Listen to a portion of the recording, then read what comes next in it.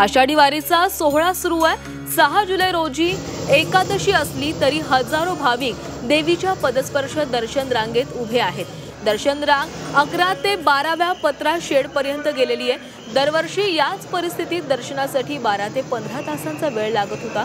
पालकमंत्री जयकुमार गोरे यांच्या आदेशानंतर जिल्हाधिकारी कुमार आशीर्वाद यांनी व्हीआयपी दर्शन सोडल्यास कठोर निर्णय घेतलेला आहे। आपत्ती व्यवस्थापन कायद्याने कारवाई करण्याचाही इशारा त्यांनी दिला। या संदर्भात आढावा घेतलेला आहे आमचे प्रतिनिधी सचिन कसबे यांनी।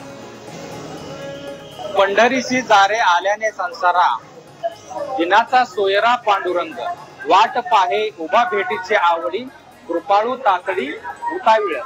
विठुराया भक्तांच्या भेटीसाठी उतावीळ झालेले आषाढी वारीचा पर्वकाळ सुरू आहे।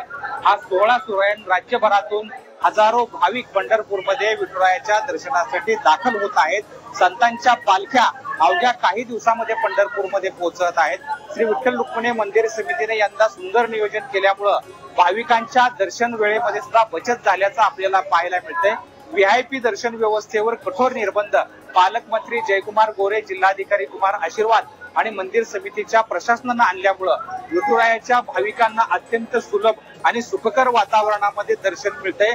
त्यामुळे भाविकांचा दर्शनाचा कालावधी कमी झालेला आहे। अशी आहे दर्शन रांगेत व्यवस्था? हा, चांगली व्यवस्थित आहे। दर्शन रांगेत व्यवस्था चांगली आहे का? जवळपास 6 तासामध्ये या भाविकांचं पदस्पर्श दर्शन झालेलं आहे। त्यामुळे भाविकांना सुखकर दर्शनाची व्यवस्था श्री विठ्ठल रुक्मिणी मंदिर समितीच्या माध्यमातून करण्यात आलेली आहे। कॅमेरा पर्सन राजू मिसाळसह सचिन कसबे, जी 24 तास, पंढरपूर।